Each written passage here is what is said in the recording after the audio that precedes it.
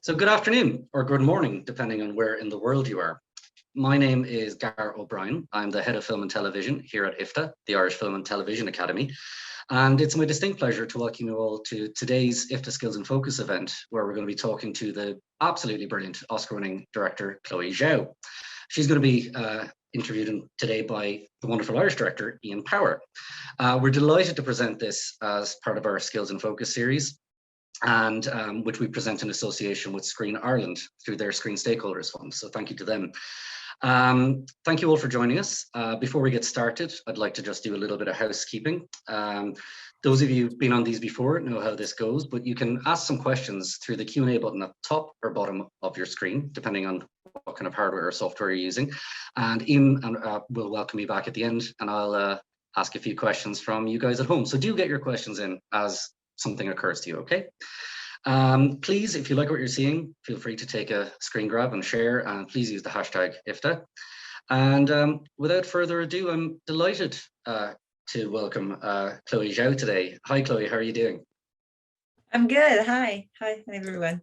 Thanks so much for joining us. Those of you tuning in, I'm sure all know her work. She's, I think, one of the most decorated filmmakers. I believe she beat Alexander Payne's record for the most awarded person in a singles award season in the modern era, which is an interesting statistic. But she's made, among some incredible short films, including Daughters, which I really recommend you check out. She's made 4 wonderful feature films.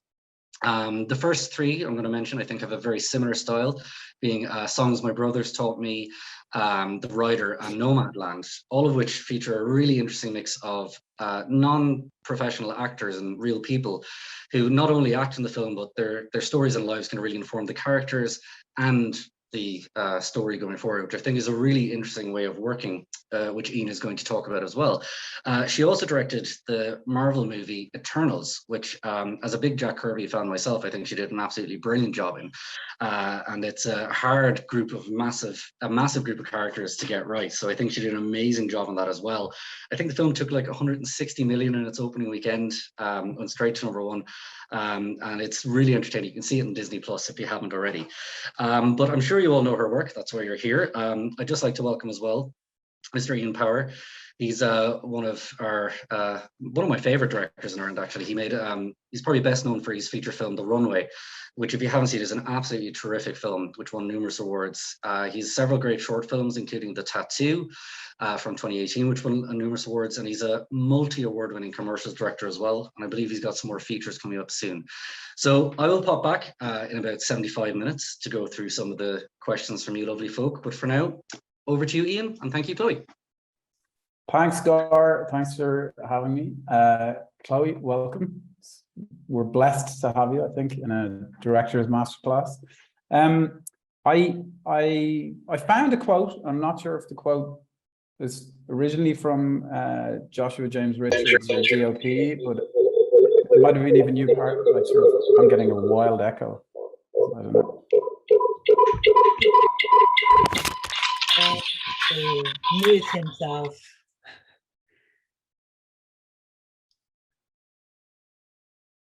Oh wait, Ian, I think you muted yourself.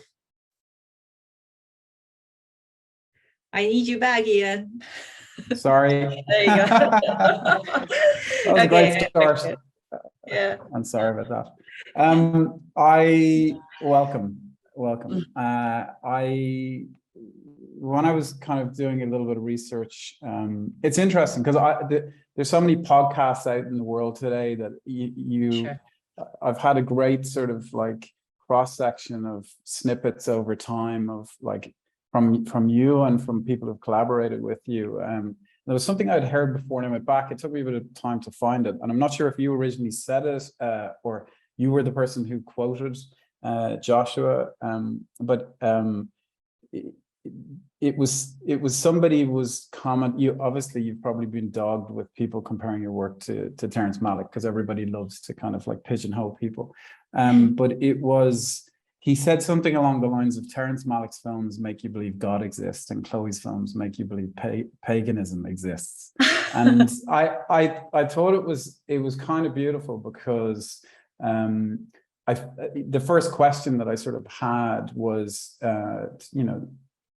where did it all begin? But it was kind of like to come from that point of view, like as to tell us a little bit about your life before film and when you realized that you wanted to be a filmmaker. That's not too big a jump off. Wow. I've never been asked that question before. I definitely didn't say that. That was definitely but he is not incorrect. And I think it's funny because I have been reading so much about the Druids from Ireland, from historically, and I've been reading so much about how rich witchcraft and shamanism in your part of the country and the mythology behind it. And I'm holding a rock, so very good. I think maybe the description is not that far off. I think nature is just such a big part of Terry's work, isn't it? He's looking for the deeper meaning, the universal meaning, and all the existential questions we ask ourselves at different stages of our lives. And he tend to find a lot of that answer in nature, in the universe. And mine maybe just a little more shadowy, my interpretations of them, so maybe that's where the phrase instead of God is more pagan or witch. Witch is a better word. So I grew up in Beijing, and I grew up, when I was a kid, we had a lot of nature around us. The city isn't as cosmopolitan as today. And I also spent time in Inner Mongolia on the plains. So the mountains and the plains I have great love for, which is why I can't wait to visit your country.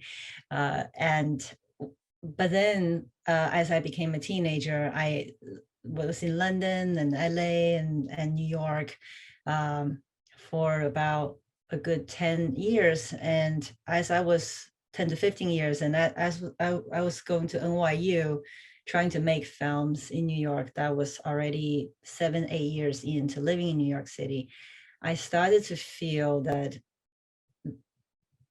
incredible films already been made by people about that place. And many great films are going to be made. It's just isn't going to come from me. So where is my Inner Mongolia in America?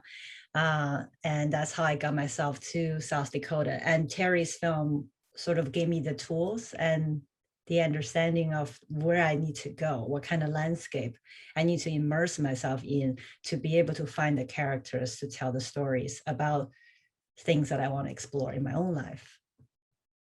And so when you arrived there, did it feel, because I do think that resonates in your films, that it does feel like somebody who's telling a story of a place that they grew up in. And it's so on point that it's surprising that you didn't grow up in South Dakota, frankly. Are they very similar as even geographically, or how the light feels? It's very similar to Inner Mongolia, I would say. But yes. But the sort of the combination between modernity and ancient landscape that still hasn't been touched, because it's mostly ranching land in South Dakota. So a lot of the land hasn't been tilted, hasn't been farmed or built on. So there is a feeling of time in a capsule, ancient in place like that. And a lot of times in America, everything feels quite young compared to, say, Europe and where I came from, China. So being in that landscape does give me this feeling of a connection to the past that I didn't quite get as much in New York City, at least the way I was living. So in that sense, it did remind me the landscape I had growing up, yes. I think it's kind of interesting too that, New York is, I went to New York when I was 14, I'm 46 now.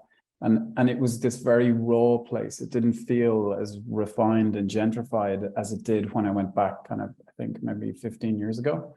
And so I kind of understand what you're talking about, not being able to find or tell the stories that you want to tell in New York and having to go elsewhere.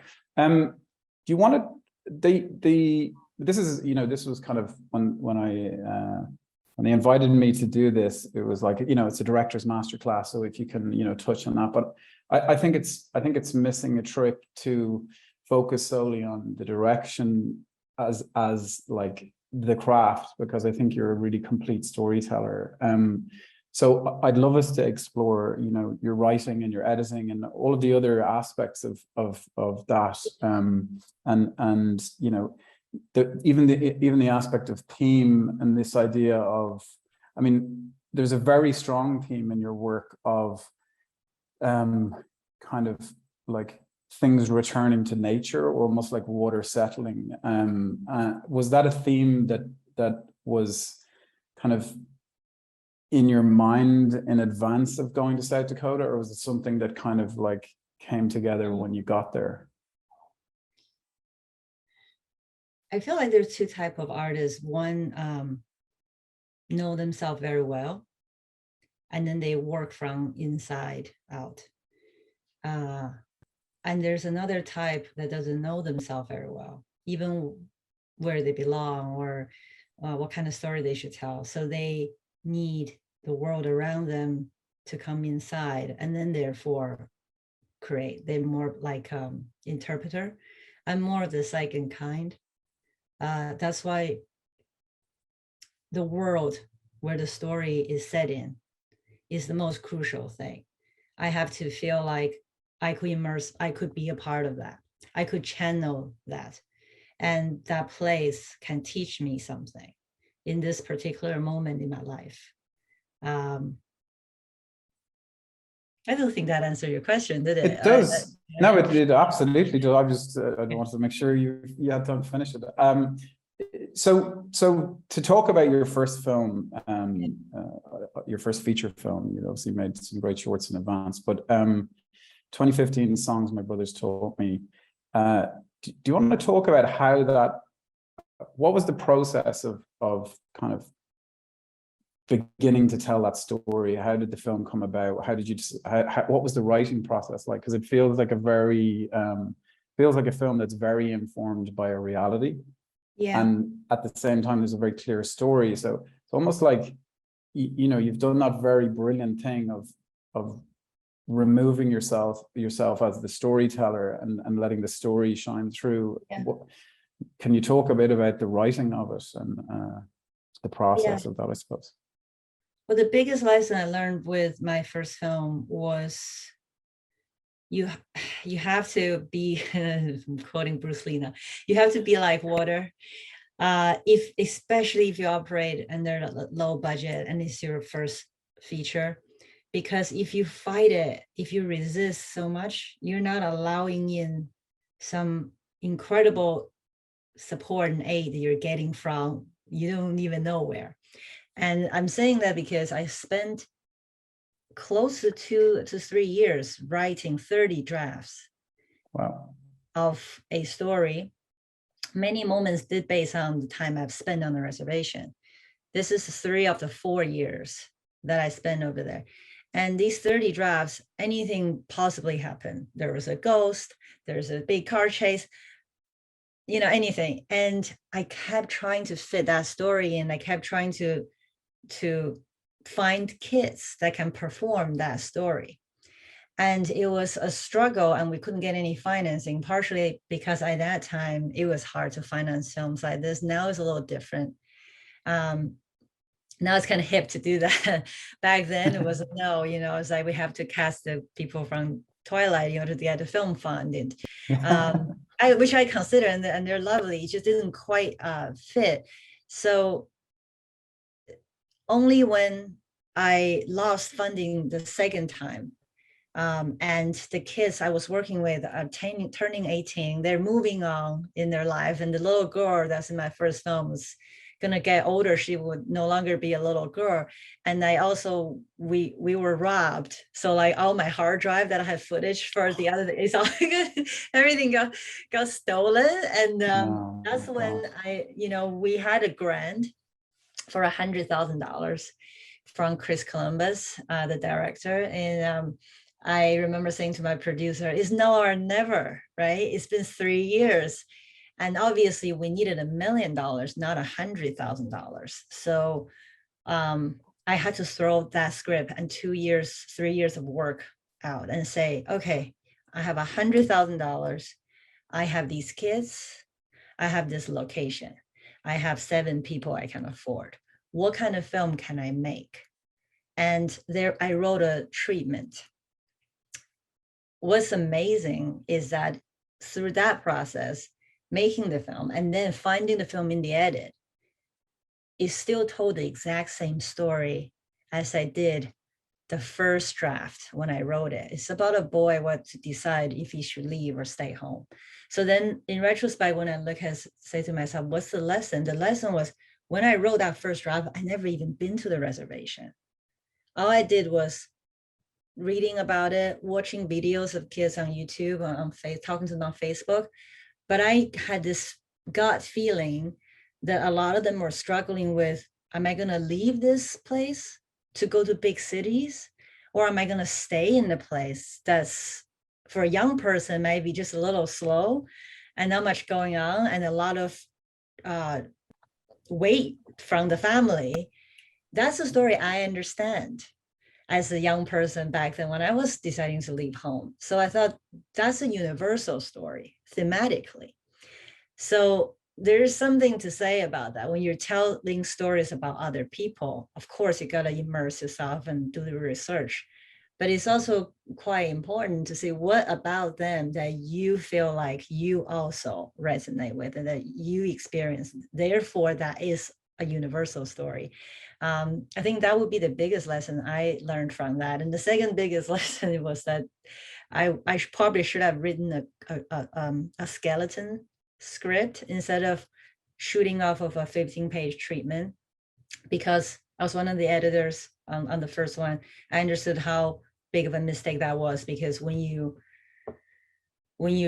write just a treatment, if you're not experienced enough, you're missing those middle scenes connecting those bigger scenes. These little middle scenes, you only know that when you're typing out in final draft. So in the edit, it was a little bit. So did that mean they're gonna get a character there?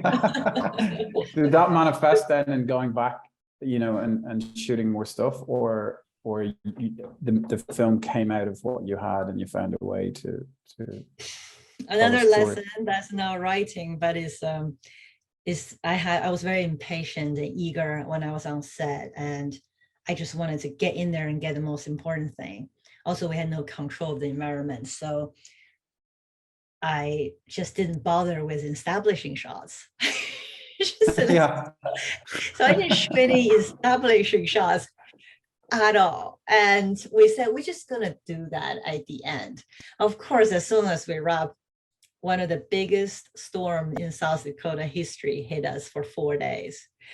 So Josh and I had to go back a year later with a 5D, just on the lens, whatever it is, to get some landscape. Thankfully, the landscape is so beautiful.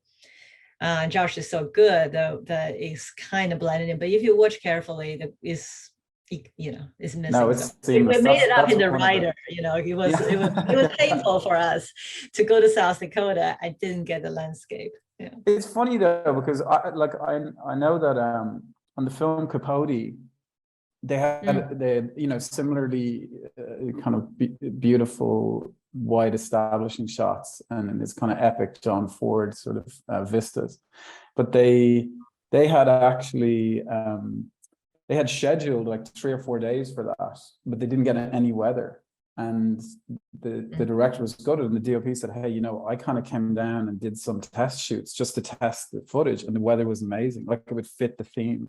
So apparently that's what's in the movie. So it's not, those type of accidents are very happy accidents. I think, like you say, Bruce Lee would say it was all part of the process.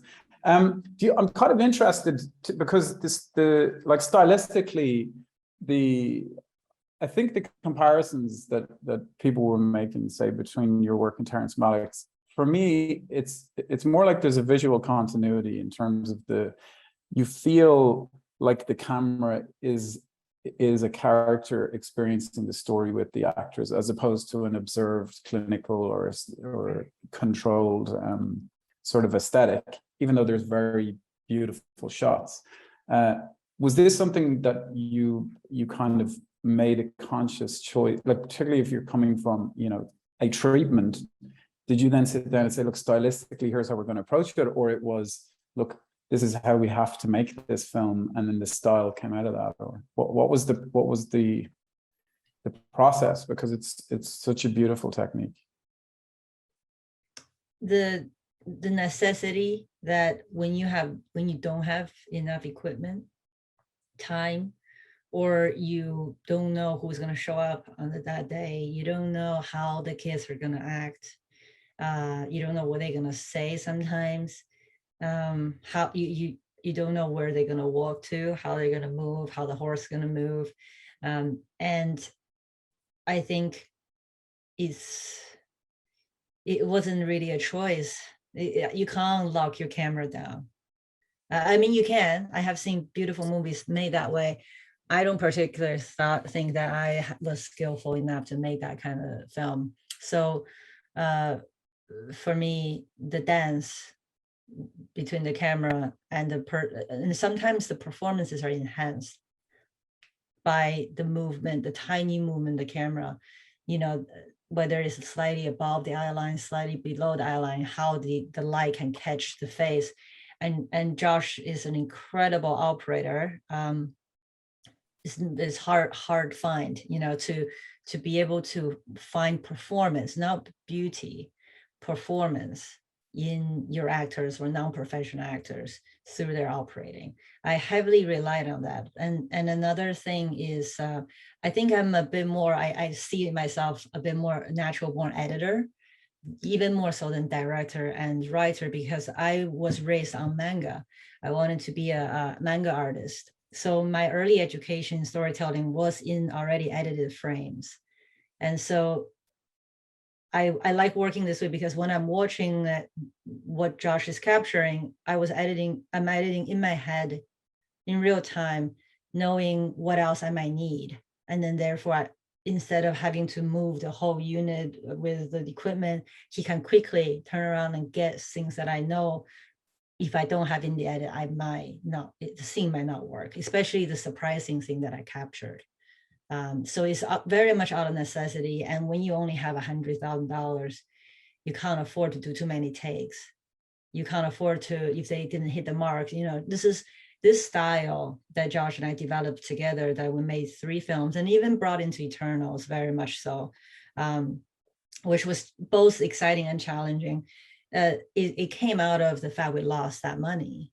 Now, of course, Terry is a huge influence, but if we were given $2 million to make that film and a lot of equipment, we would have played with other things, and this wouldn't become such a dogmatic, limitation fused style that we later on took into the writer. Yeah, which I think is fascinating, and it is beautiful to see, you know, how it does shine through, right through to Eternals, and which is great. So it's one of those beautiful, happy accidents, if that's. It does frustrate our G&E department a little bit on Eternals when we have all the equipment in the world parked over there. We're not using them. Yeah. Occasionally, I wanted them to just bring one over and set it up. Just let me see what it looks like, because I pay for it. Producers will be salivating at the thought of that. So Songs My Brothers Taught Me is a huge success. It's celebrated by critics and I don't know about that, but well, I mean, it's critically very well thought. Critically, but I want to just point out that my first 2 movies, I still haven't made money back for Songs My Brothers Taught Me. I don't want to downplay it. It was amazing to have your first film premiere at Cannes and Sundance. But yes, another big lesson I've learned, I felt very hopeless at the end of that film because it had no distribution. I get no phone calls from anyone to say, here's money to make your next film. 0. Yeah. I did a couple meetings, but it was very much like, oh, it's nice to meet you. And so it was a dark time. And I learned a lot of lessons from having made a writer and gone on to do what I did today, to I look back at those 6 months thinking, I really wasted a lot of energy, just being upset and being really feeling hopeless, as opposed to it's gonna go in seasons, your career. Yeah, so that's definitely a lesson as well. I think that's I'm so glad you stopped me there, because I think there's a sort of revisionist aspect when people look at careers, like, it's just something that completely fell into place. Was it in terms of the timeline? Because I made a film in like 2010 that came out in 2011, and it was this weird vacuum of kind of like indie cinema had just sort of like evaporated, and the streamers really hadn't come in, and it was this really strange. And I had the same thing of like, I'll make this film and then everything will fall into place after that.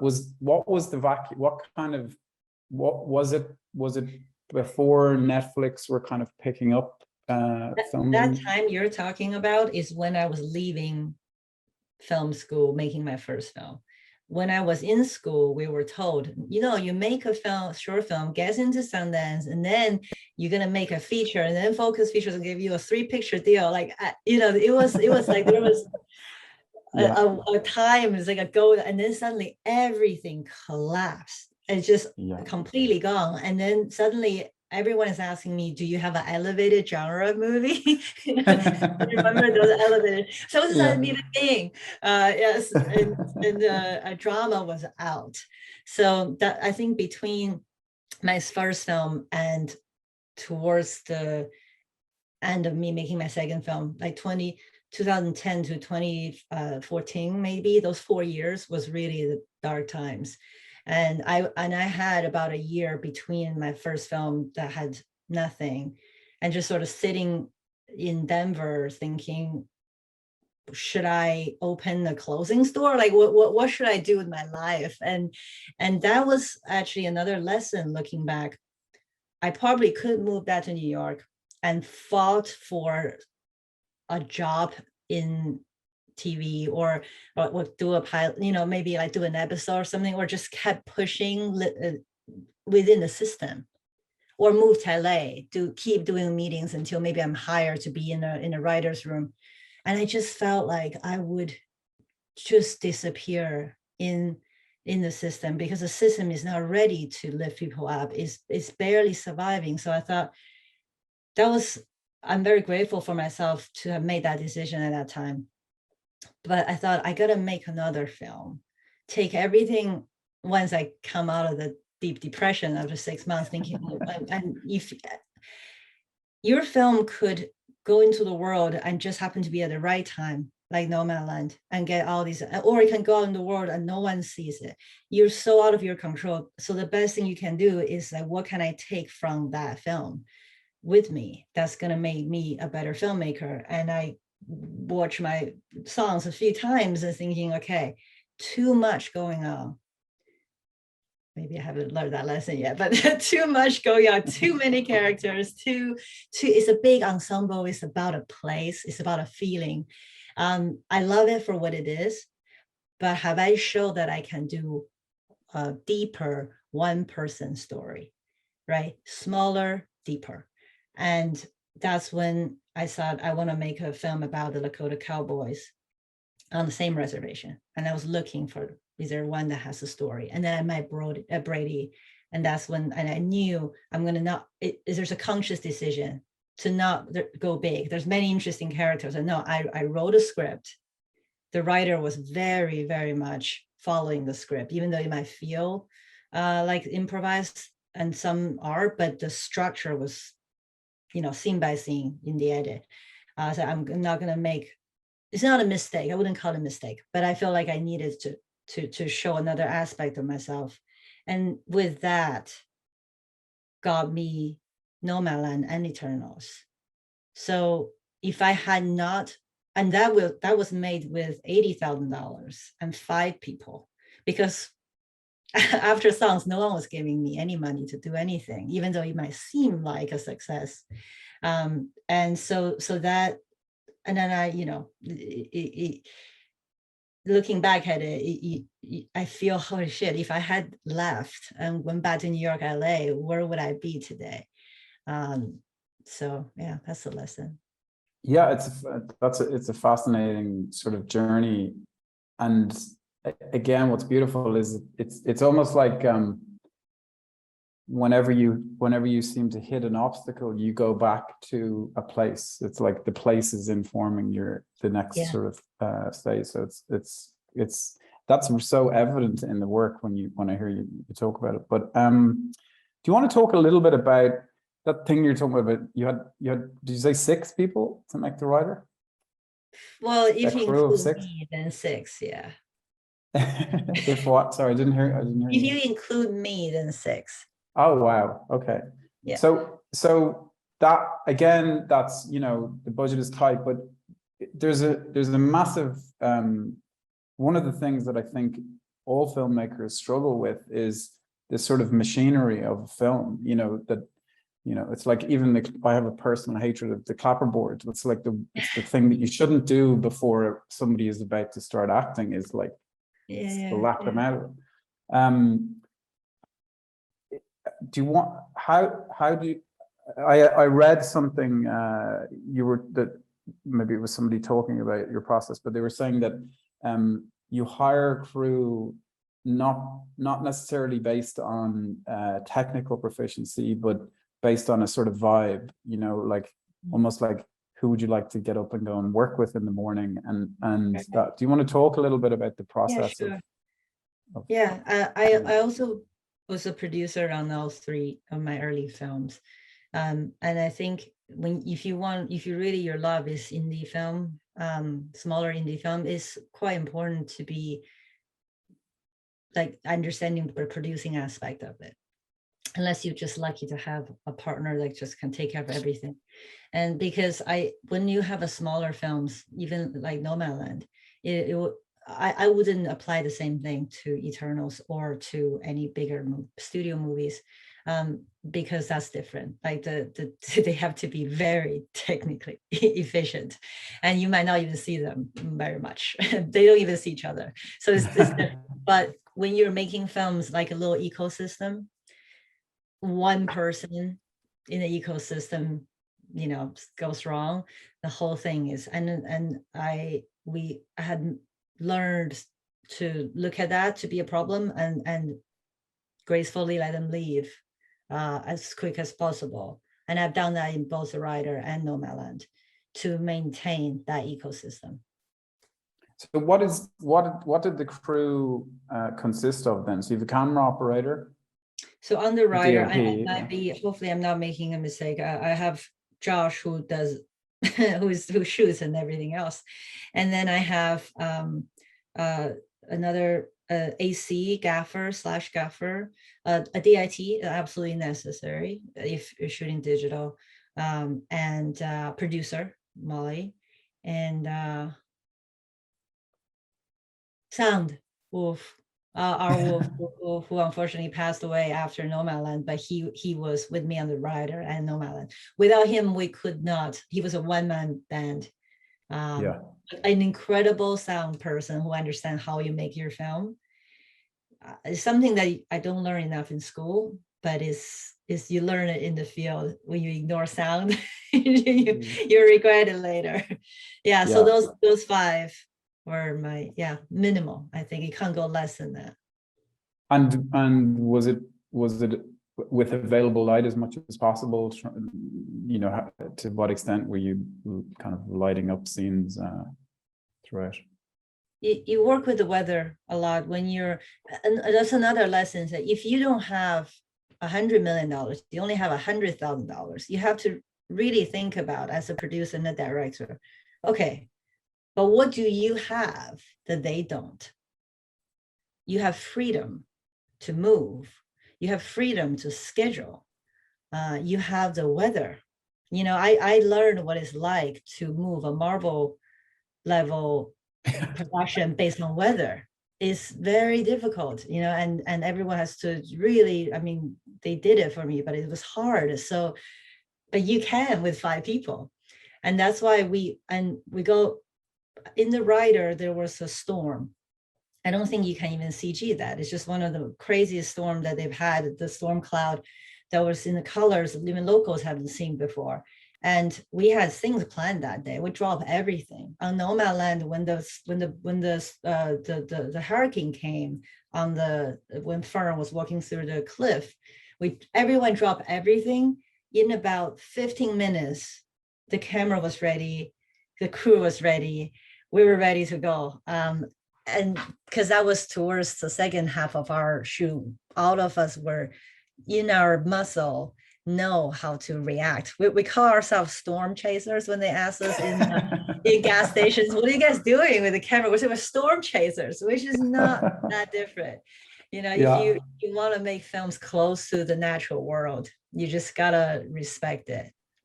Yeah, quite literally trying to get lightning in a bottle, I think is. And I will tell you, it will reward you. It's like one of these things. If you make space for it and have faith, it will be you will be given. I promise you. And I'm not even a religious person, and I've seen this over and over with me, with my friends' films. Yeah, but you got to make that space. Yeah, I think you can produce the life out of a film, you know, in the formality of it. So that has to be super advantageous too, in terms of, like, you know, you're working with a lot of non-actors, particularly on the writer. I mean, was it all non-actors? Yeah, except some of them acted in my first film, so they consider themselves actors now. We don't offend anyone, but do you want to talk a little bit about that and an approach to that? I mean, it does lend itself, you know, if you don't have a big unit and a crew and all the intimidating sort of aspects of that. Was how did you approach people from the point of view of casting them? Was it a conversation? Was there any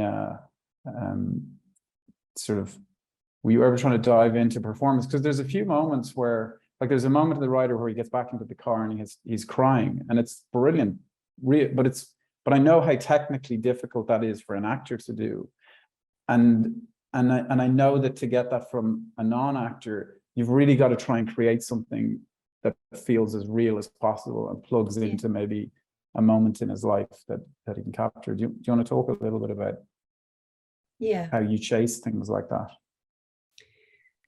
There are two types of non-professional actors and two types of way of working with them. I think sometimes we tend to group them together, and sometimes people mistake me for the other. One is, and a lot of brilliant filmmaker does that, they find the next big star who has never acted before to play a role that's not who they are at all. And because they're so natural and brilliant, and they can rewrite the character a little bit for them, but the life experience is very different. And next thing you know, they're like the next big movie star. There's another way of working with non-professional actors that your film might be the only time that they ever do it. They don't even want to do it. You have to beg them. and they're playing essentially themselves. And then you get someone like Brady who starts that way, but who just naturally sort of have an intuition to learn. So towards second half of the shoot, he started to understand, okay, I am myself, but maybe I don't need to be exactly myself in that moment. One out of a 1,000, well, when you pick non-professional actors just to play themselves, one of 1,000, I think, for me, can grow that way, because they just don't have any, and you don't want them to, because what's amazing about them is that they are not afraid to be themselves in front of the camera. And trust me, that's the hardest thing to do. And I've worked with some brilliant actors who will tell me that. And so for that particular scene, obviously he wasn't sad at the moment, but we were able to talk about a childhood memory that he had. And the camera was rigged. It was just me and Brady driving around, and I was in the back. I was retelling his story back to him. and maybe I exaggerated a little bit with his permission, push him a little bit by saying some things, and then we got him there. Amazing. It really it's powerful because it never leaves the reality, but it's completely on point with the story and completely true. Thank you. But it is in the writing. I want to say, I want to be careful thinking that I can get non-professional to do all these things in all these movies. 60-70% of times you find the character that's already what you need, and then you rewrite the scene so they can just pretty much be themselves, and then your job is kind of create this situation where that them being themselves actually can move your plot along. And in the case of Nomadland, I was able to have Fran turn around and give me different reactions based on all these random things we could be getting. And then you make that trick in the edit. So much is in the edit. And then when the audience watches, they feel that you've gotten this performance out of them. You put me on a stage with a great actor, that's just, I'm learning that. I'm taking some acting. It's the Kuleshov, the Kuleshov effect. You know that where he put the Russian editor, and he got the same footage of a man looking off camera, and he cut it with a woman, right. Yeah. a dead child, I think, and an ice cream, and people kind of put the performance together. But I think you're doing yourself a disservice, because actually there's something very human. You can feel, these people have to feel comfortable to get to the places that they're getting to, and that sometimes it's as simple and as difficult as that, so I do think it's masterful. I think you're being maybe too modest. There's something I will share, is that when people ask me what will happen when the scene doesn't work with your non-professional actors or even professional actors, and that has happened many times, and you just mentioned about that effect, right? That cutting. Remind yourself, this is not theater, this is film. And which means, can it be a silent scene, or can the scene be shown from the back of the person's head if the front isn't working? Can it be, is the lighting wrong? Is this person in the wrong place? Is this person acting with the wrong person? Or maybe with certain kinds of environment, maybe we don't need this person at all. Maybe, I think it's really, we should free ourselves a bit more. And because I do find myself sometimes just kept trying to, again, this is a bit like water, because you wrote a scene, and that scene, you imagined it, you storyboarded it, but look around. Is there another way to evoke that same emotion? There was a professor at NYU who told us, when we were making our short films, in each scene, write it down. Why is this thing important? What's the emotion you try to capture from the scene? So then you have that for your whole movie with you. In case it isn't working, you can remind yourself that, and get the people you trust around and say, how can I capture that same thing? And that's when your film become alive. That isn't just executing the writer's room. That's when it becomes alive, because it is living in the moment.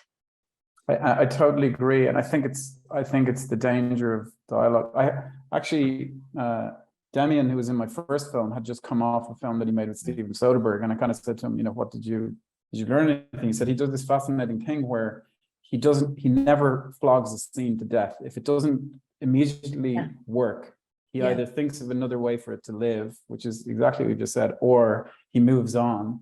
And it might be something like, if someone has said, but hang on, the script continuity person, hang on now, this is the place where he picks up the hat. And he'll go, don't worry about that. And then, because he edits as he shoots, he'll come back 3 weeks later, and they'll be doing a scene, and he'll say, hey, by the way, pick the hat up here in this scene. So he'll find a way for the plot to fall in, but he'll never flog a scene to death. And I think that's a really good lesson that you're kind of talking about there. I'm glad you mentioned continuity, because I just want to say something about continuity. I respect anyone who take it very seriously. But again, it's not alive if everything life isn't like. I had heard a story where there was a big CG sequence I was down in a big movie that everything was shot on in the volume, you know, the what that is, right? Like the stage that has the real background reflected, and everything was perfect. A 20-minute sequence happened during the magic hour, perfect. And it just doesn't feel right because in real life, magic hour, everything is changing in every second. It's never consistent if you were to shoot and edit together. And then we're used to that. We're used to watching movies that has a lot of lack of continuity in there, especially in weather. In that, and then they spend so much more money to make it inconsistent, just so the scene can come to life. So just I just think when unless it's like completely take people out of the movie, it is so important to put your story and your performance and what's exciting in front of that stuff. 100%. So when you're writing the script, then is to what extent, because you know, dialogue can be a beautiful thing, but it can also be a very dangerous thing. You know, that you think that the story has to be told like a play.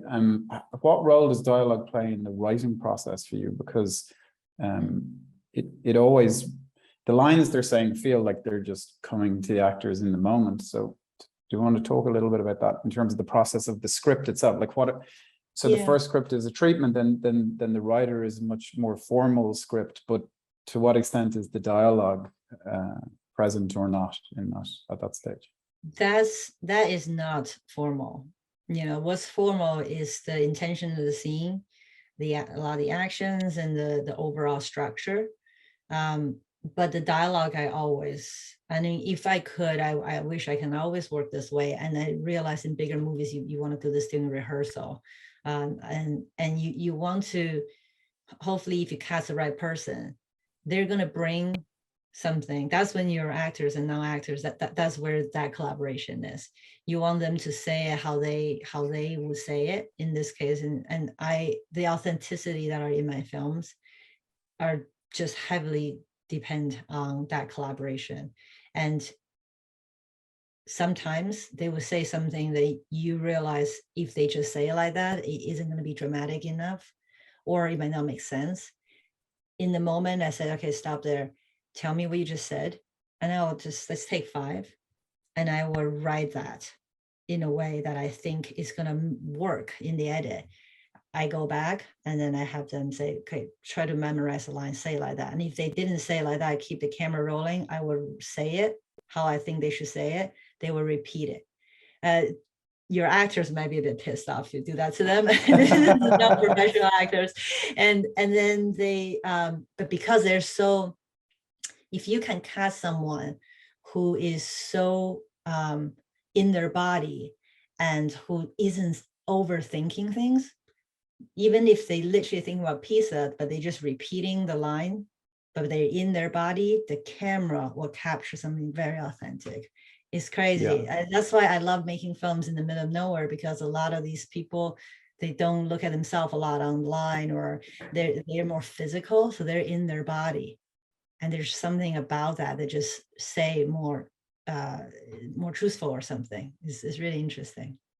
It's totally fascinating. I think that idea of it just that completely captures or explains what I see in your films. This idea that even if they have a specific line, that the camera is rolling and you're there and the atmosphere is right and they're in the moment, and then it's just repeating the words. And it's almost like, I think Brando by the end of his career, or maybe middle to end of his career, deliberately didn't learn lines. He had them fed to him, or he had them up on cards, because he hated the idea that his brain would be processing a memory as opposed to something, you know, fresh. So when you're shooting, especially wide angle lenses so close, the camera just can capture you. And I've seen that in actors that they're thinking, you know, and again, someone like Frances McDormand is so if you want to mix professional and non-professional actor, you gotta find the kind of professional actors that does not come from the thinking way of acting. Otherwise, you're screwed. Yeah, yeah, completely. So I have a kind of a time question. So after the writer, which is a great success, right? At this, we can define this as a success. I would say critically, not financially. Critically. Okay. Well, with Hollywood accounting, financial success is a challenge in any film. But so what came next? Because I know, like, the IMDb order is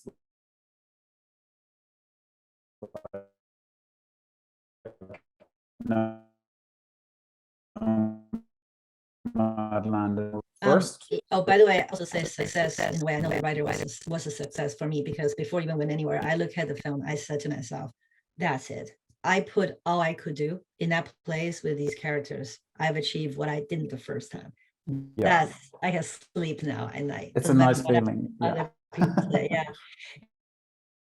And so I, after the writer came out, I started researching for Nomad Land, which involved a lot of traveling. And during pre-production for Nomad Land, I got the job for Eternals. And so when the writers are writing Eternals, I was shooting Nomad Land. And as soon as I wrapped Nomad Land, I immediately jump into pre-production for Eternals. I went to England right away. I should have taken a break. I went to England right away and started prepping Eternals and shot Eternals. And as soon as Eternals is shot, we kind of shut down. You know, that's COVID hit. Of course. And I stayed home and edited Nomad Land. And as soon as I wrapped Nomad Land, I started editing Eternals. So these two babies were twins. They're literally intertwined. Very good. You spoke, because I'd love to talk about Nomad Land next, which, you know, congratulations, it's amazing. And there's a sense of a trilogy there. You know, there is a sense of connectivity between those first three films. You mentioned there a second ago about working with wide lenses. One of the things that I've found as I've kind of progressed is that I like to use less and less lenses. Like I'll now work ideally with one lens. Yeah. And kind of get away from, because the discipline of having to get into, to move the camera, to get in and find the thing. What's your approach to lenses? Well, I say, you know, we've been going at it for an hour. All of you guys should get up and stretch and do some squats. I'm serious, you know, just for the longevity of your life. And this applies to, I would say, move yourself. Don't just pop on a different lens, unless it's for a very artistic reason. But if it's just for distance, move yourself, like dance with the actors, like get yourself, move everybody closer. Because if you want the audience feel that they're closer, you as a director being closer, well, who knows what ideas might give you a feeling, because you are actually physically closer to the actor. So Josh is very disciplined with that. We choose 3 lenses. We only break it in like very extreme examples, maybe once or twice, but we stick with those 3 lenses. We don't change it. We did the same thing in Eternals. It became a joke. Some days they would bring up that 250 mil lens in front of me just to annoy me. I'm like, where did you get that? I didn't even have that. I think you're dead right, frankly. So do you want to tell us a little bit about Nomad Land? Because it came from a book originally, right? That was the sort of beginnings of it. And then what was the process, and when did Francis come on board? And do you want to just talk a little bit about that journey? Writing, by the way, the lens thing is another limitation thing. Set limitations for yourself. It's going to be the best thing that's ever happened to you. With Nomad Land, same thing. You could be anything, you know, especially a road movie with so many great characters that was in the book. thank God I made my first film. I was like, I could end up making a version, as songs my brother told me, a version of Nomad Land, which many people might prefer. But I knew that I saw how audiences reacted to the writer and how important it is, a lead character who has a very clear emotional arc in a story that's filled with spontaneous things. How crucial that is, because it allowed people to enjoy the spontaneous things more comfortably. And in Nomadland, I kind of combined what I've learned both. It's like I went a little more spontaneous, like my first film, but I had someone, my friend, to anchor the audience at all times. Without her, I wouldn't even think there's a chance, you know. So instead of having her play one of these characters, I was like, let's create a character that is somebody, friend, you think you could actually be in real life. Wow. So we literally created a character that she imagined she would have been if she didn't become an actress.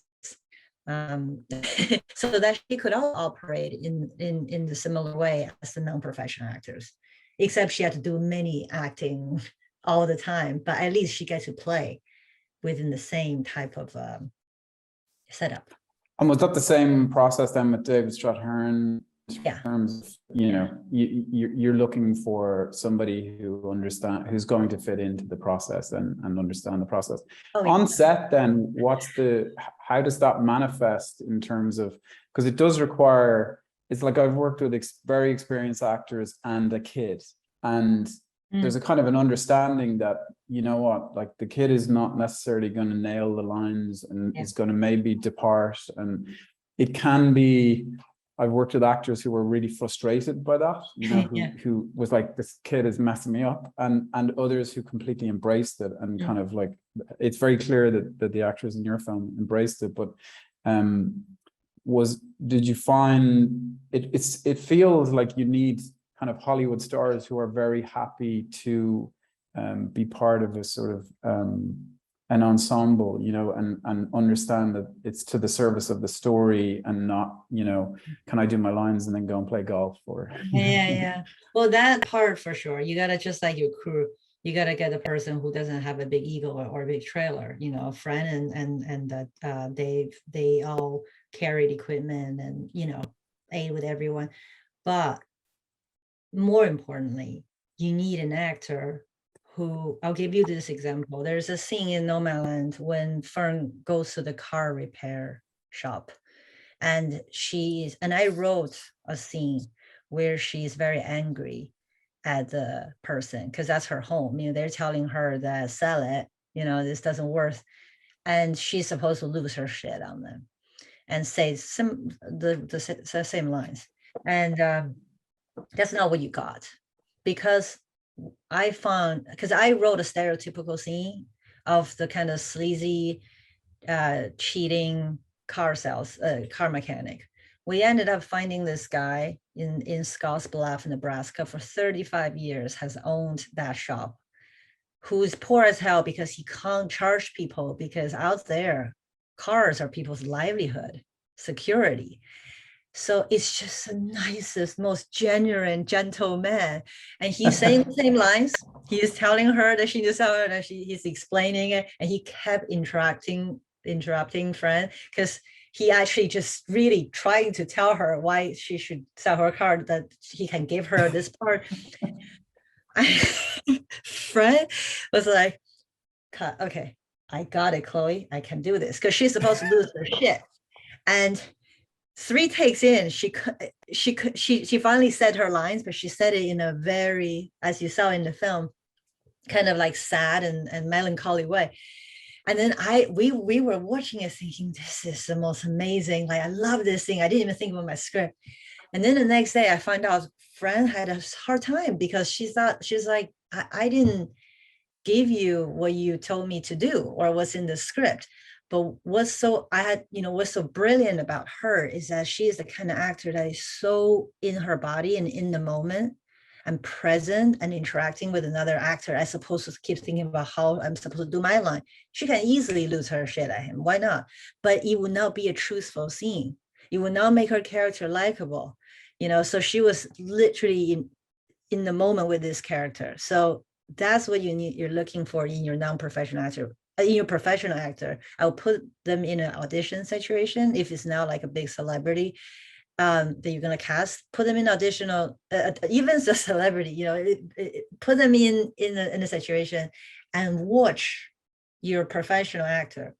Are they actually intentionally get your non-professional actor to fuck up, and see how the professional actor reacts? If they're still delivering their lines, even if it's not a truthful moment, don't hire them, because your camera is going to capture that in genuine, because they will literally react and then recompose themselves and then act. The camera is going to capture it.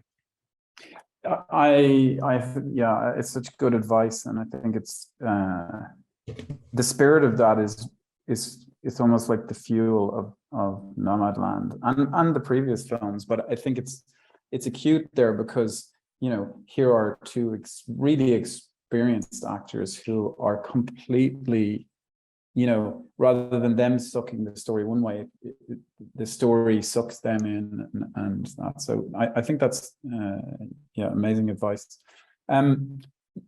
You mentioned earlier at the start, you were talking about that you see yourself as an editor, and the idea of the editing process, I suppose, makes an awful lot of sense based on the things you've talked about, like, effectively it's you're going out and chasing storms and capturing lightning, and you have to be intuitive. And part of the thing that I think frightens a lot of people working like that is, what if I miss something? What if I don't get it? What if the continuity is wrong? All of those what ifs. And so I think having the skill set of being an editor, even the process of editing, it's like every director really should go through the process of that to understand what it is that you need to tell a story on the other end of the day. I think I was at a thing and Stephen Friel was being interviewed, and someone said something about the editing room, and he said, yes, the editing room where I feel like an idiot. it's like the process of editing is incredibly useful. Do you want to talk about your approach to editing? Because there's something that really jumped out at me when I was kind of watching and rewatching your films, and there's a cut in The Rider where he gets sick, and he's on the horse, comes off the horse, he gets sick, and then he kind of collapses, and then just cuts to the hospital, and there's a total efficiency in that in terms of storytelling, but it does that great thing of, like, you have picture A and picture B, and the cut between the two of them then makes like another thing, and there's another level of meaning, and it was kind of really lovely to see in Nomadland. And there's like David Strathairn is in bed with the thermometer, and I can't remember the line. He says something like, "Oh God, I hope I'm not dying," and then it just cuts to the outside of a hospital, and like it's wildly funny, but it's like the same cut, the same kind of mathematical meaning between two images. Like, here's somebody who's sick and here's a hospital, to a totally different end. Versus, from The Rider, it's tragic and concerning, and in Nomadland, it wasn't. Somehow I kind of knew, okay, he's going to be okay. Does that make sense? Was that something you were tracking consciously, or do you want to talk maybe about the I mean, I can talk a little bit about that, because it's a gut thing. Editing for me is a gut thing. It's really hard to explain. But one thing is for me, editing and writing, it's so similar. I think it's Tony Gilroy that came to speak in my school once, and he said, enter the scene a little late, leave a little early, always. And I think about that in the edit all the time. How early can I leave the scene for the scene still work? And how late can I get into the scene? Because you just said that in between space is for audience to do the work.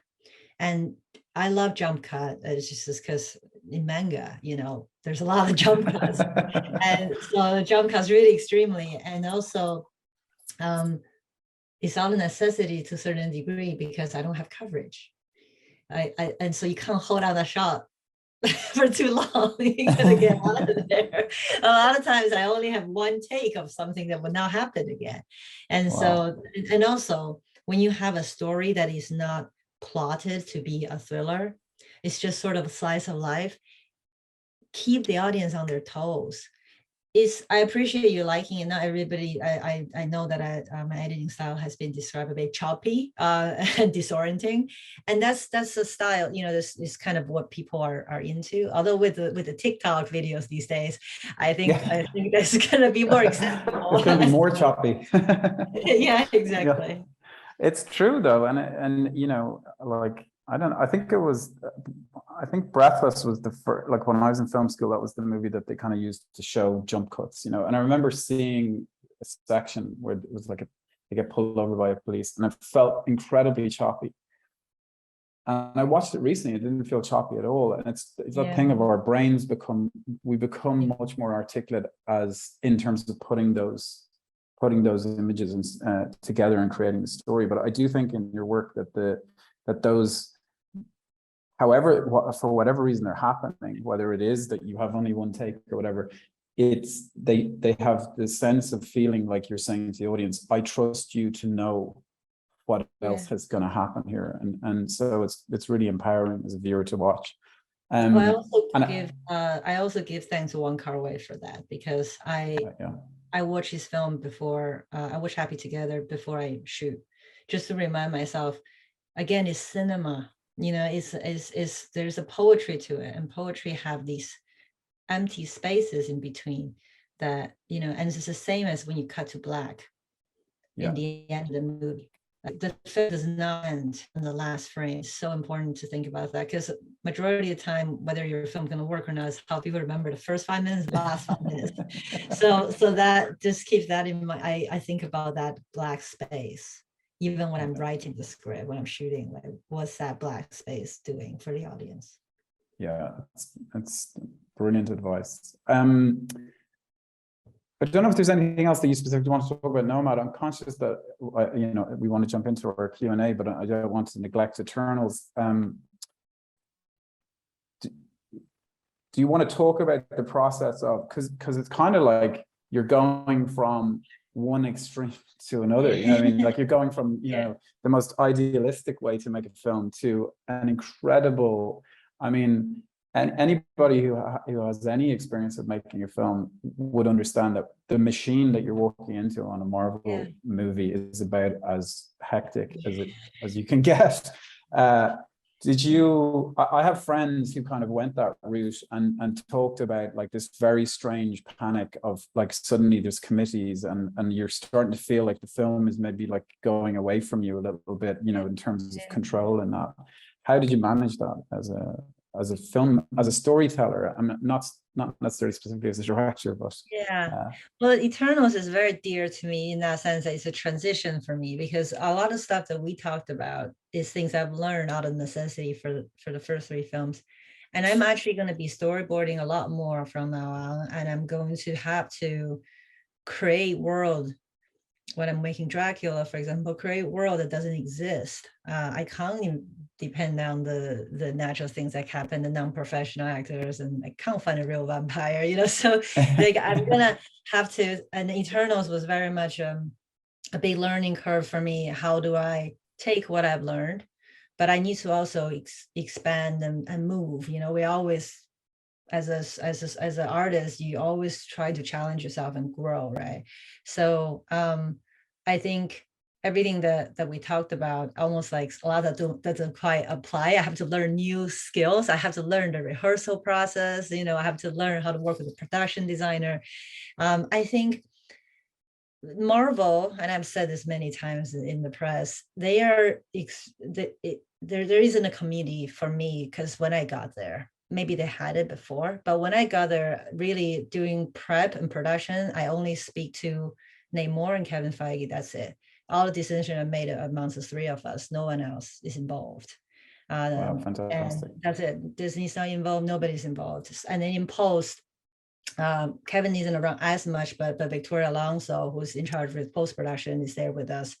And that's it. and so, but what's difficult with the machine is that it's just the logistic of it. Like you have one shot, a CG shot. It's like hundreds of people all around the world is working on that. And then if you go, well, actually, that's the wrong angle, or like you realize that, or they have done some things already, and then you realize that you didn't have the time to be at a meeting that day, and then you want to change it, and that's just 1 second. And there's so many aspects, from costume to design to, and also like story, character, casting, everything. You just don't have enough. You can make 75 decisions a day. That's about it for me. After that, I don't know how. So I think surround yourself with a group of people that really, really understand you, which I do believe I had on Eternals most of the time, and they have to make decisions for you. You have to collaborate. You can't develop. I want to say, by the way, that in the sort of preamble there, like I do think it's very evidently your film. It doesn't feel like all of the sort of the humanity that's there in your other films is there, and the way that the film is realized. You had Joshua was camera operator on Eternals, is that right? Yes. That has to have helped, right? That you still have the same eye on the ground as such. Is that? Well, I also got to cast to a certain extent half of the time. Like, for example, Barry Keoghan was 5-year-old, and I loved Barry. We met after The Writer. I knew I wanted to work with him, and when he came on board, we created Jurik's character around him. He improvised, like all the stuff the fans are going crazy about with him and Makari. The two of them just started improvising, and we just decided to add that into the script. So that's, I wish I had time, if I'm not worried about designing that power or that kind I wish I had more time with my actors, that we could do more of that rehearsal work. And there's only, I think the biggest difference maybe with Eternals compared to, say, Dracula and things that's moving, I said that the story was already created when I got there. So that's something a bit different than what I've done in the past. And I love the story, but it'd be interesting to take everything I've learned and then to go, how do I create a story that can exist in the blockbuster environment and yet still allow me to take a bit more of what I've learned in the past. It doesn't cause too much conflict with the medium, and to think at that level, go like, okay, we do want to change how blockbuster made a little bit, then you got to start with the story. The story itself has to have some element that allow you to make space. Yeah, I think you do that very successfully. I have a sort of question about the effects, because I think it's like, it's story and execution, all that aside, it's also really impressive visually, and the effects are really like, and I mean how they're directed. What was your approach to the effects? Because I know that there's kind of like, there's two ways for a director to approach the VFX, which is like, I'm not going to try and do something that I don't understand to do, as in I'm going to just try and learn what I can do, or I'm just not going to worry about how it's done and defer to other people's expertise. I'm not going to try and be an expert. I'm just going to say, this is what I want, and I don't know how to get it, but this is what I want. Ultimately, what was your approach? I mean, I have to say, they probably had to like drag me out of the VFX room. And I said, we have to show the movie that it's done. No, I if anything, probably neglected all other aspects, and just I was so in love with visual effects, and our supervisor Steph's already and I spent the most time together. That's why I've decided to do the director's commentary for Eternals with my two visual effects supervisors. And which they don't usually get that opportunity. And because they are actually with me from the day I got the job, to the day I deliver the film on Wow. set every day. Yeah, they're the one with me more than, other than the producer, more than anybody else. And you know, everything from, we only allow 3 lenses in visual effects world. For like, I will have a meeting with Weta. They were like, oh, don't show that one. That one is a 45. Don't show her that one. Because again, I've learned that when you have endless possibilities, especially in the CG world, you got to set yourself a lot of limitations. When we were designing the power, we could do whatever we wanted, but we said, no, they're going to have one color. And also you have to think about CGI in terms of story. Like, it can't just be like, that looks cool. It's like, where is the source? Where does the energy come from? What's the logic of it? And everything has to have a rational reason. You have to tell your actors that. But you know, it's the discipline of that groundedness is very, very important to make things not just become, you know, even though people might like that, just whatever looks good, whatever looks cool, you have to have some discipline. Yeah, I think it's a bit like, you know, what I'm hearing as you're explaining your approach is almost exactly what you said about your approach to shooting in real life. It's like, you can't, if you go into an LED array and have the storm, it's not as perfect as when the storm happens and there's a sense of you got to hurry to a place to capture it. And so yeah, the restrictions are kind of like, are the lifeblood of it, I suppose. Well, so in Eternals, it was another big one, which is the camera can't just move however they want to. If majority of the time, if a person can't do it, or like a simple kind of equipment can't move it, we're not going to let it go. Because in the CG world, you can let them do whatever they wanted. And for certain kind of films, like Spider-Man, for example, you absolutely have to. That's why it's cool to watch. But in our case, because how we shot it in the real world is very like, it's on a human's body. In the CG world, we can't just suddenly allow it to be like that or cut too quick, which is so difficult for the CG team because they hide a lot of the things by moving and by cutting. And to create a big CG sequence and just moving the camera like Terry Malick's, because it's the real world they're capturing, but to have everything for the audience to sit there and to just scrutinize every little bit and have to have things move and be interesting enough within the frame, not depend on the camera and the cutting, was a huge challenge for the CG team. So I am so grateful for them. I had a great time. I think it really paid off, and there's some beautiful kind of like what would be called map painting work, you know, like at the end, and you know, where you're seeing these kind of like mountain like kind of elements in there, and it feels beautiful in context. So no, kudos. It's absolutely amazing work.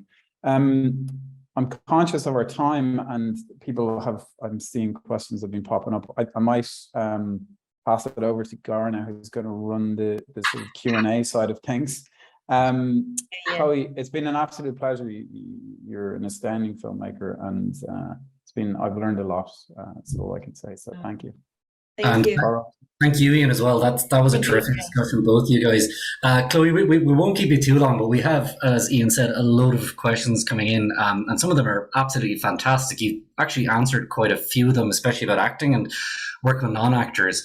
But one thing that caught my eye at the start of your conversation was about how, especially around 2010, 13, 14, I suppose the market changed entirely with streamers. And we have a question here from Tristan McConnell, who says, considering how the market has changed so much in the last decade, especially with streaming and online platforms, do you still think the conventional wisdom of getting your film into festivals as your first port of call is still the best way to go about things? And like, what advice would you offer a filmmaker who has a short and looking to get out in today's market as a filmmaker? That's a really good question. Good question, Tristan. I think it depends on what you're looking for. You know, I think because when I was starting out, in my mind, I gotta have a theatrical career. I still do. I just was bred that way. You know, I didn't know any other way. I'm starting to shift to go, no, it doesn't have to be. So for me, it was it's got to go to the festivals. It's got to get a theatrical thing. But if the type of films you make can really thrive on streaming services, on platforms. Right now, they have a lot of outreach programs that you might not need to, if you don't want to go apply festivals. You might be able to get yourself into, if you made it a great short, put it online. You know, there's a lot of platforms, and then they pick it up. You're the pick of the year. Vimeo, is it called Vimeo? Sorry. Or YouTube or whatever. And then you get picked up and hired by a big company, a platform that give you a deal to make your first film. It's all possible. But I think for me, there is two important things. One is you got to have a feature script ready. Like I think NYU did a good job. On the second year, they make us make a short film. And the third year, as that short film is going into the world, they're really pushing us to get a feature down. Because when your short goes out, people have short memories in this industry. You have like a year, to really get your next thing in. And so have that ready, or at least a pitch ready. The other thing is, selfishly, I find being a director quite lonely. You're now working in an office at a studio. You kind of like a nomad. You make a film, you leave, you make a film, leave. The festival circuit, not the awards season, but even the awards circuit, right? Even though it's kind of sticky at times, but it does get everybody together for a couple months. And that's why I do miss when the pandemic happened, the festivals got shut down. It's the only time that you sort of see other people like you, because you don't visit other directors on their set. I always ask to visit, people don't let me. I think when you're directing, you don't want other directors there. I understand. So that's when you get together, you can have a feeling of a community that you're not on your own. For that reason, I always say applies for festivals.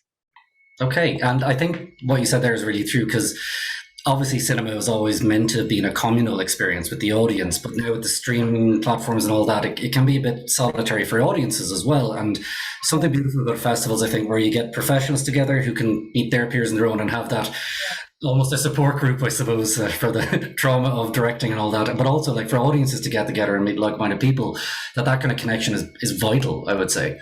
They're parties. Yes.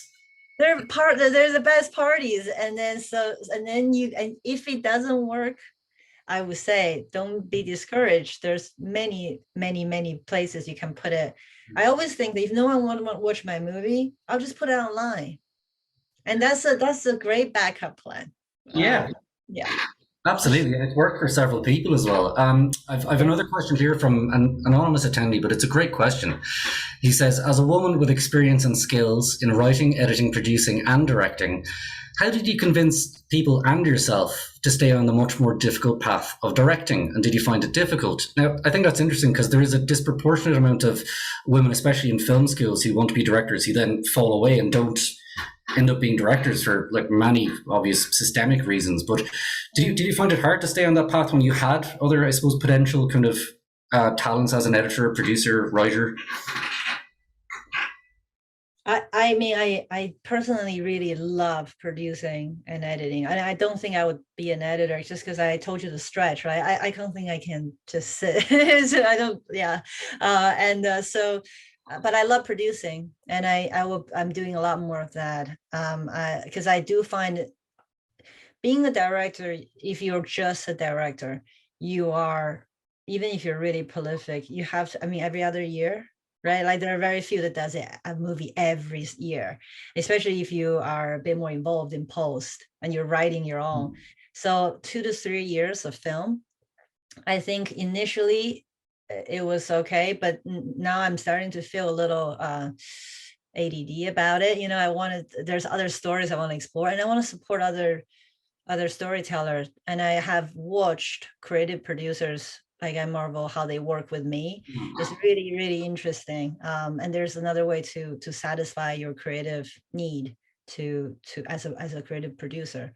But no, I guess that doesn't quite answer your question. I don't find it difficult. It's difficult to write your own stuff and direct and constantly have your well is full enough, you know, like you have to refill it.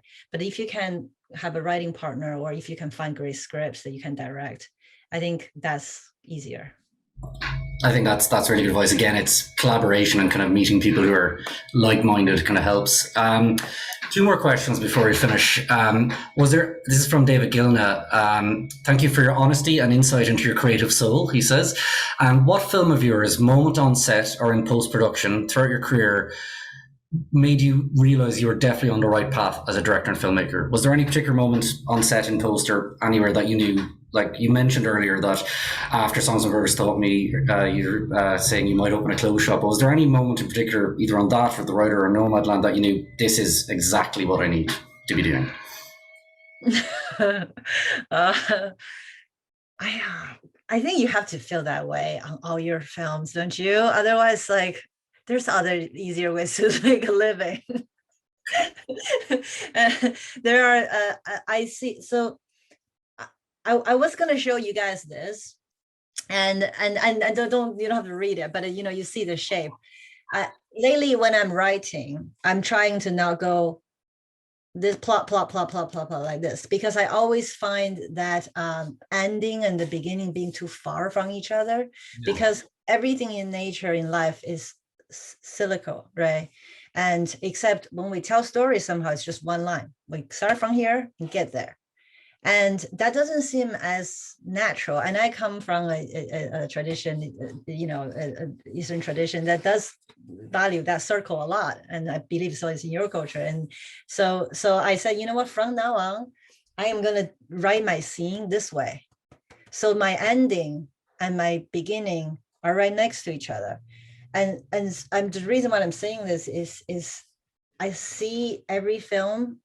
Every film has its seasons, you know, even during production, sometimes you're just going to feel like this, I don't really know, this film is never going to work. And other time you're like, oh, you know, and every season has its own wisdom for you to, even the really down moments, because there might be something your film is trying to tell you that's deeper that you need to go.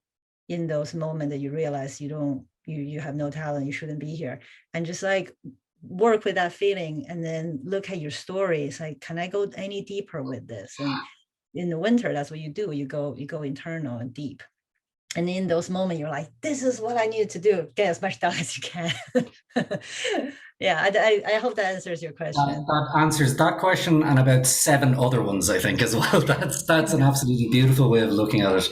Because I know, like, from film school and stuff, there's that theory that, like, the end scene should mirror the beginning scene, but I really like that idea of having them closer together and seeing that come full circle.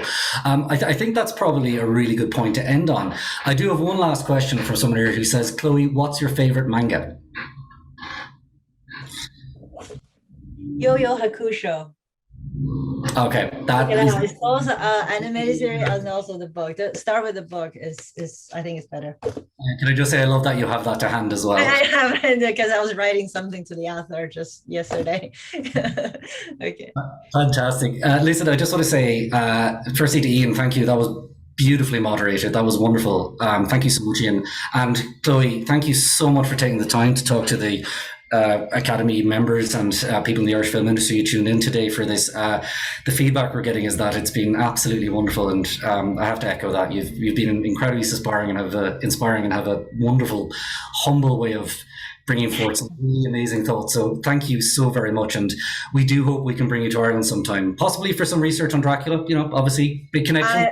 I can't wait, and I want to make films in your country so badly, and I'm planning on it. So I'll be there. Definitely look forward to that. Chloé, thank you very, very much for everyone. The time, and thank you, Ian, as well. And thank you all for joining us as well.